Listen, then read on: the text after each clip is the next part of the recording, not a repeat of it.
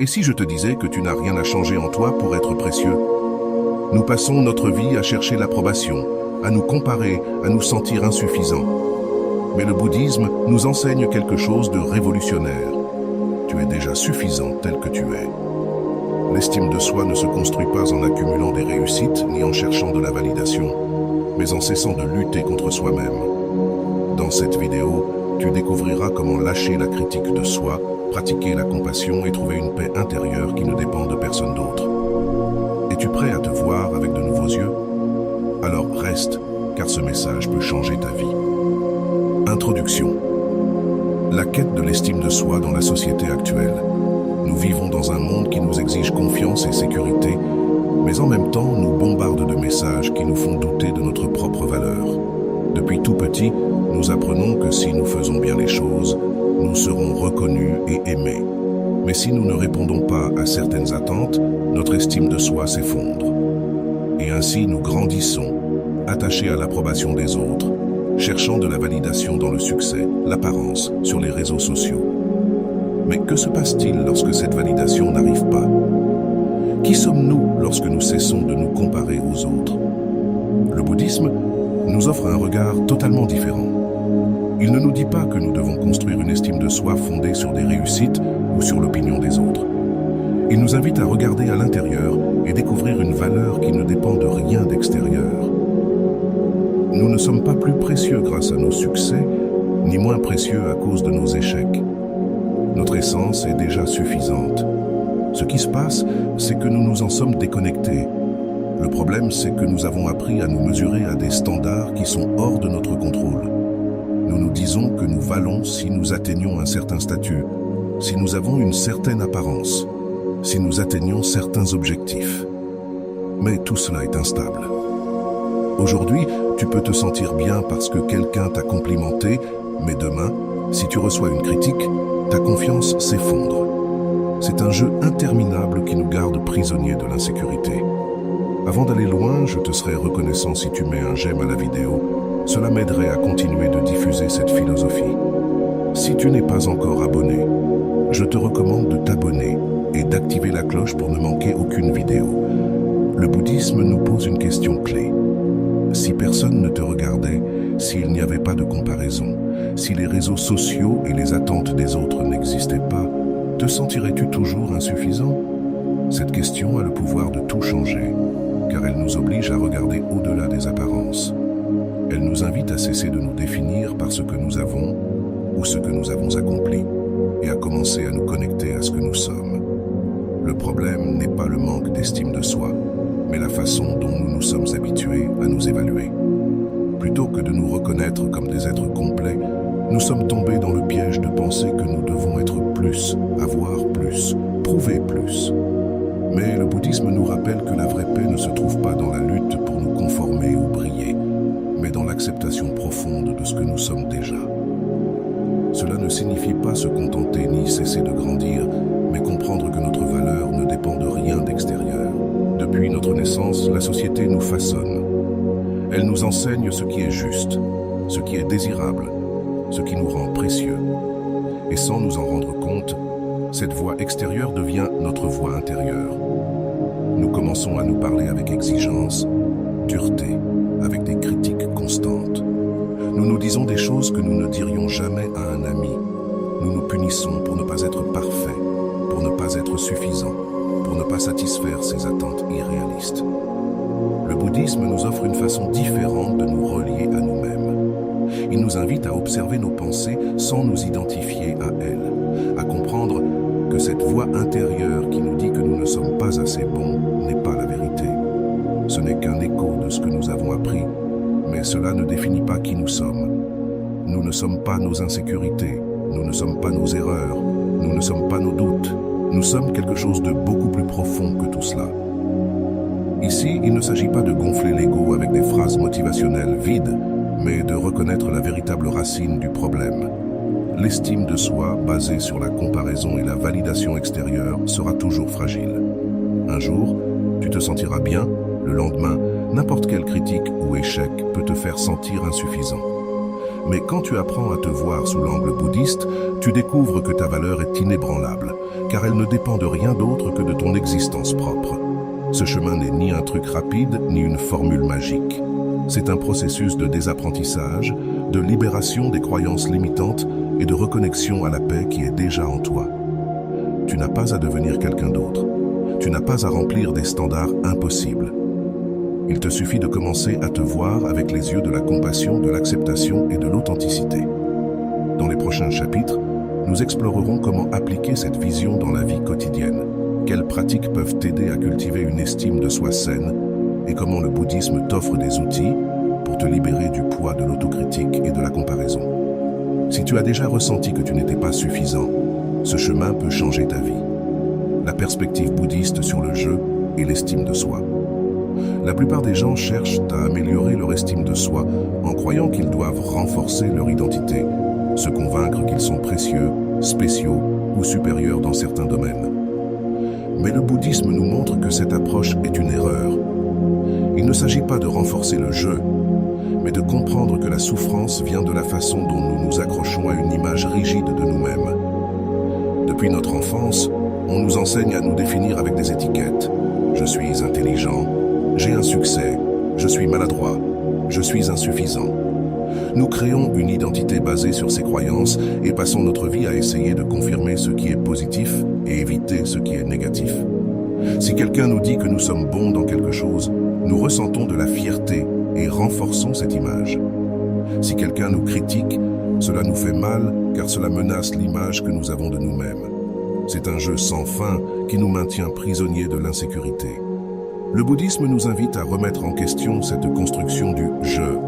Sommes-nous vraiment une identité fixe ou nous sommes-nous simplement identifiés à des pensées et émotions passagères? Si à un moment nous nous sentons capables et à un autre incertains, qui sommes-nous réellement? Si nos émotions changent, si notre perception de nous-mêmes varie selon les circonstances, alors le jeu que nous croyons être n'est qu'une illusion en constante transformation. C'est un point clé, car si le jeu est une construction mentale, alors l'estime de soi basée sur ce jeu est également instable. Tenter de renforcer l'estime de soi à partir de l'identité, c'est comme essayer de construire une maison sur du sable. En revanche, le bouddhisme nous offre une solution plus profonde. Plutôt que de nous obséder sur qui nous sommes ou comment nous nous valorisons, il nous invite à lâcher cette idée d'identité et à nous connecter à quelque chose de plus authentique. Lorsque nous cessons de nous accrocher à une image fixe de nous-mêmes, la peur de ne pas être suffisant disparaît. Nous nous rendons compte que nous n'avons rien à prouver et que nous n'avons pas besoin de nous comparer à qui que ce soit. Le véritable amour de soi ne vient pas de gonfler l'ego, ni de répéter des affirmations positives, mais de cesser de nous juger et de nous permettre d'être tels que nous sommes, sans étiquette, sans exigence, sans attentes extérieures. Cela ne signifie pas que nous devons arrêter de nous efforcer ou de nous améliorer, mais que l'impulsion pour grandir ne vient plus de l'insécurité ou du besoin de validation, mais d'un désir authentique d'apprendre et d'évoluer, sans crainte de l'échec. La clé est de développer une vision plus flexible de nous-mêmes. Nous ne sommes pas un ensemble de réussites ou d'échecs. Nous ne sommes pas ce que les autres pensent de nous. Nous ne sommes pas nos émotions passagères. Nous sommes un processus en constante évolution. Et lorsque nous acceptons cela, la nécessité de prouver quoi que ce soit disparaît. Nous nous libérons de la pression de correspondre à une image idéale et commençons à vivre avec plus de légèreté et d'authenticité. Ce changement de perspective transforme la manière dont nous nous rapportons à nous-mêmes. Cesser de nous accrocher à un « je » fixe nous libère de la souffrance générée par l'autocritique. Plutôt que de nous inquiéter d'être suffisants, nous apprenons simplement à être. Et dans cet état d'acceptation, une confiance plus profonde émerge, une sécurité qui ne dépend ni de succès ni de savoirs extérieurs. Dans les prochains chapitres, nous explorerons comment appliquer cette vision dans la vie quotidienne à travers des pratiques concrètes qui nous aident à cultiver une relation plus saine avec nous-mêmes. Cela cesse d'être une lutte et devient quelque chose de naturel. Dans le prochain chapitre, nous explorerons le rôle de la compassion dans l'auto-acceptation et comment l'appliquer dans notre vie quotidienne. Le rôle de la compassion dans l'auto-acceptation. On nous a appris à être bienveillants envers les autres, mais rarement envers nous-mêmes. Nous croyons que l'auto-exigence est la clé pour nous améliorer. Que si nous sommes durs avec nous-mêmes, nous réussirons davantage. Mais en réalité, cette mentalité nous remplit de stress, de peur et d'un sentiment constant de ne pas être assez. Le bouddhisme nous montre un autre chemin, celui de la compassion. La compassion n'est ni de la pitié, ni une justification. Il ne s'agit pas de nous dire que tout va bien, peu importe ce que nous faisons. La compassion consiste à reconnaître la souffrance, à comprendre qu'elle fait partie de la vie et à nous traiter avec la même bienveillance avec laquelle nous traiterons quelqu'un que nous aimons.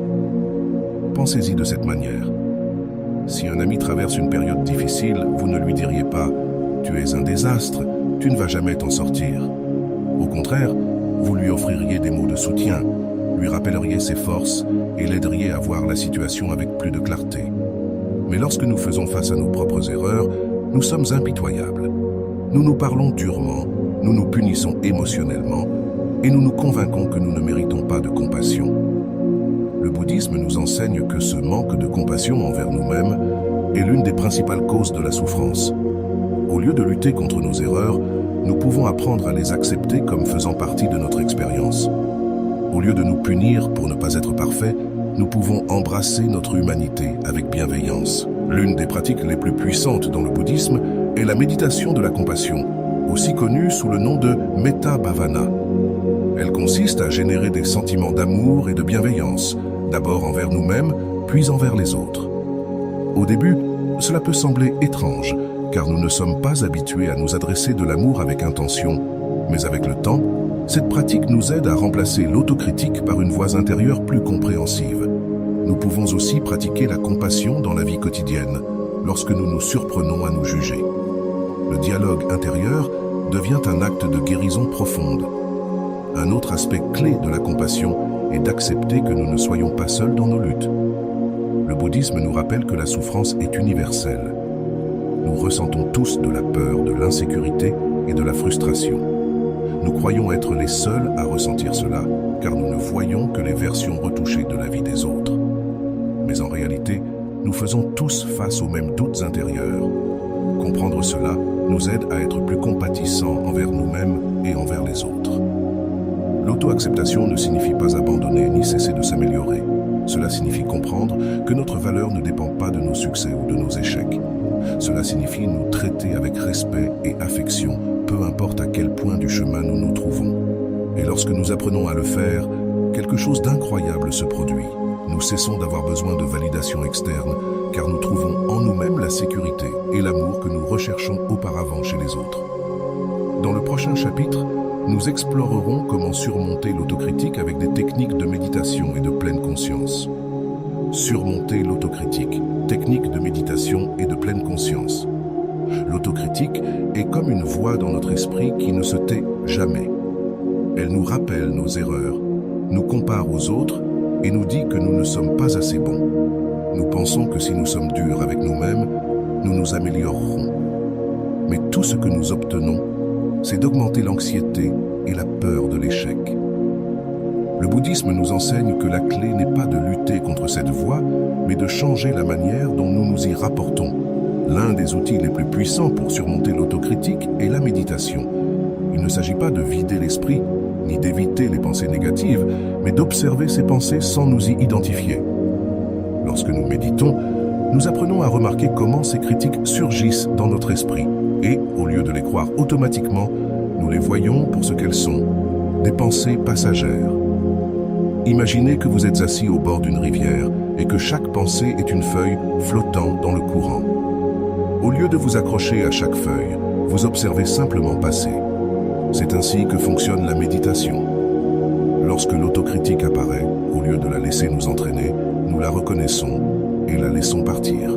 Avec le temps, cette pratique nous aide à réduire le pouvoir de ces voix négatives sur nous. La pleine conscience est un autre outil fondamental.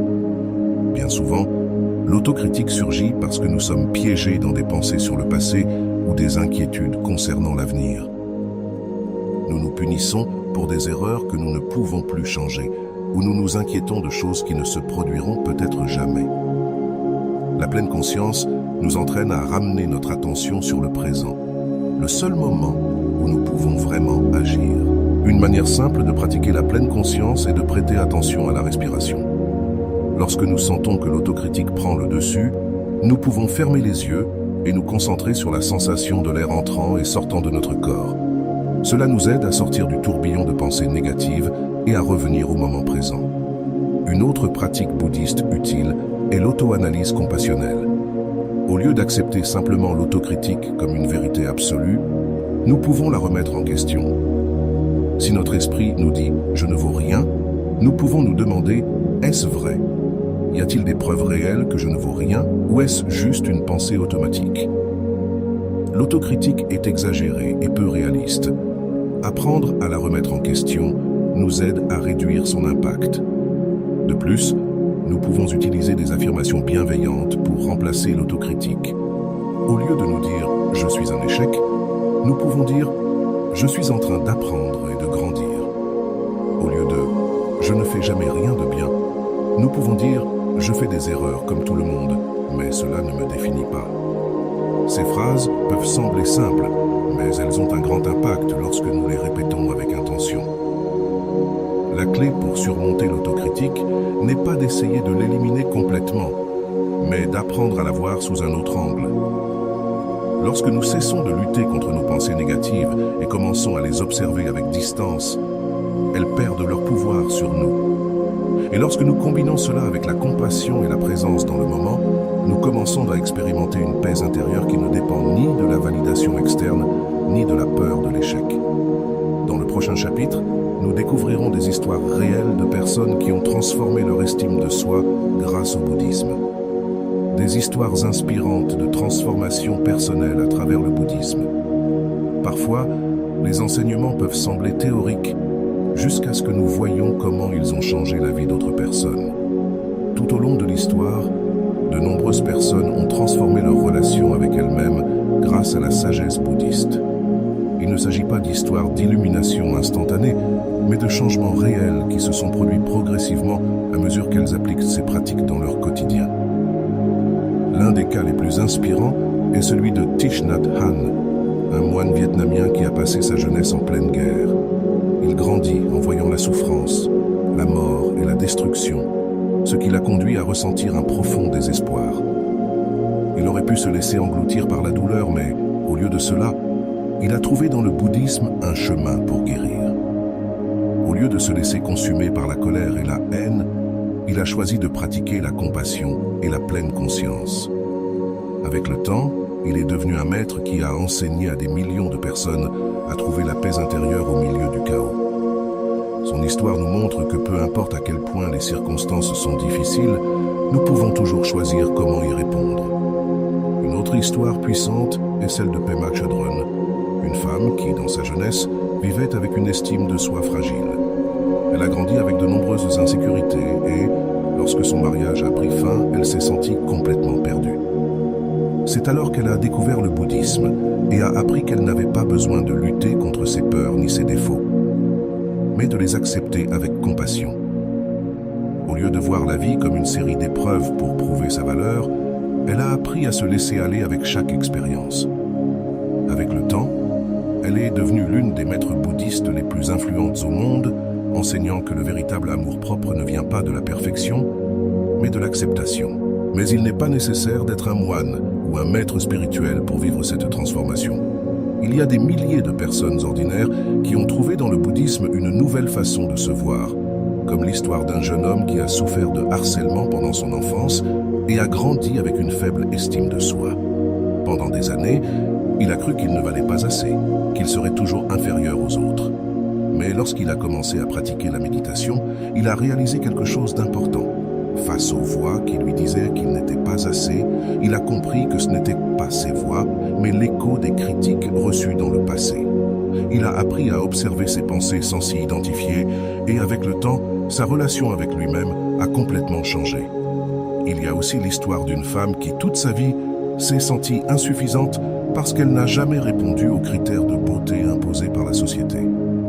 Elle a passé des années à se comparer aux autres, à essayer de changer son apparence, à chercher l'approbation externe, jusqu'à ce qu'elle découvre la pratique de l'autocompassion. Peu à peu, Elle a cessé de se voir durement et a commencé à se traiter avec bienveillance. Elle a appris à apprécier son corps non pas pour son apparence, mais pour tout ce qu'il lui permettait de faire. Son estime de soi a cessé de dépendre d'un miroir et a commencé à se construire depuis la gratitude et l'acceptation. Toutes ces histoires ont un point commun. Dans chaque cas, la transformation ne venait pas de l'effort pour se réparer, mais du changement dans la manière de se rapporter à leur propre esprit. Cesser de se battre contre les pensées négatives, apprendre à nous traiter avec bienveillance et abandonner le besoin de validation externe est un processus qui prend du temps. Mais les résultats sont profonds et durables. Chacun a son propre chemin, mais l'essentiel est de comprendre que l'estime de soi ne se trouve pas dans les réussites, les apparences ou l'approbation extérieure. Elle se cultive lorsque nous cessons de lutter contre nous-mêmes et commençons à nous accepter avec toute notre humanité, avec nos forces et nos imperfections. Dans le prochain chapitre, nous explorerons comment intégrer ces enseignements dans la vie quotidienne, pour que ce ne soit pas seulement des idées, mais des outils qui transforment notre façon de vivre.